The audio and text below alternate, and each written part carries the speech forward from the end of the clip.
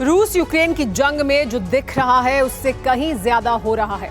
अभी तक आपने यूक्रेन में रूस की मचाई तबाही देखी होगी, लेकिन वेस्टर्न वॉर विशेषज्ञों का मानना है कि रूस ने अकेले यूक्रेन में बारूद नहीं सुलगाया, बल्कि टारगेट यूरोप को भी किया है और यूरोप के खिलाफ लिए गए एक्शन को अंजाम तक पहुंचाया भी है रूस की एक खास यूनिट के जासूसों ने। लेकिन सवाल यह है कि आखिर रूस के यूरोप के खिलाफ लिए गए एक्शन का मकसद क्या है।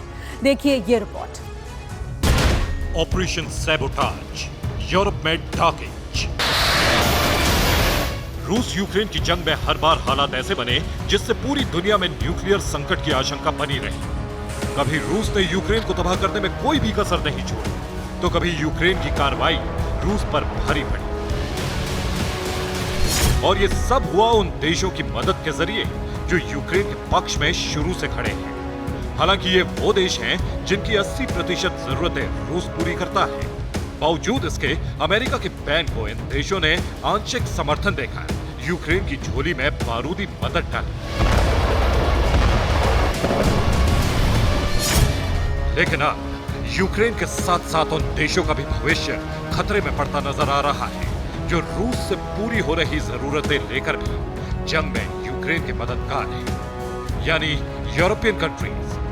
आपको जानकर हैरानी होगी कि जंग के 1 साल पूरे होने पर रूस इन देशों के खिलाफ एक ऐसे अभियान के तहत एक्शन लेगा जो पूरे यूरोप को ही ठप कर देगा। और विशेषज्ञ बताते हैं कि इस ऑपरेशन का ट्रेलर देखा भी जा चुका है। विशेषज्ञों के मुताबिक रूस ने फ्रांस से लेकर डेनमार्क तक क्षेत्र टारगेट पर ले रखा है। रूस के जासूस इस क्षेत्र के बुनियादी ढांचे को नुकसान पहुंचा रहे हैं। उनके अनुसार नॉर्ड स्ट्रीम लाइन को इस्तेमाल के बाहर करना इन्हीं का काम था। इसके अलावा क्रीमिया के कर्च पुल पर बमबारी भी इसी ऑपरेशन के तहत की गई। दावा इन्हीं जासूसों के जरिए नॉर्थ जर्मनी के रेलवे केबल को ब्रेक करने का भी है। हालांकि यह अनुमान वेस्टर्न विशेषज्ञों का है, जिसकी सबूतों के आधार पर पुष्टि नहीं की गई है। लेकिन जो हालात दिख रहे हैं वो बताते हैं कि रूस ने यूक्रेन का साथ देने वाले यूरोप के खिलाफ ऑपरेशन सैबोटाज लॉन्च कर दिया है। इसके लिए कुछ उदाहरण और दिए गए हैं, जिनमें स्वीडन से बिजली आपूर्ति वाले केबल टूटने की घटना भी शामिल है। तो क्या बॉर्नहोम के डेनिश द्वीप के अंधेरे में डूबने का कारण रूस था? इस सवाल का जवाब अभी तक नहीं मिला है, लेकिन विशेषज्ञों ने इसी आधार पर एक रिसर्च करके बारूदी भविष्य का आकलन कर दिया है। और आकलन ये है कि यूरोप के खिलाफ एक्शन में रूस की यूनिट 29155 का हाथ हो सकता है। और आपको जानकर हैरानी होगी कि यूनिट 29155 रूसी सशस्त्र बलों के जनरल स्टाफ की एक ब्रांच है। रूस की इसी यूनिट 29155 में डीप कवर इंटेलिजेंस ऑपरेटिव शामिल है और ये Russian deep cover intelligence operative विदेशों में काम करते हैं।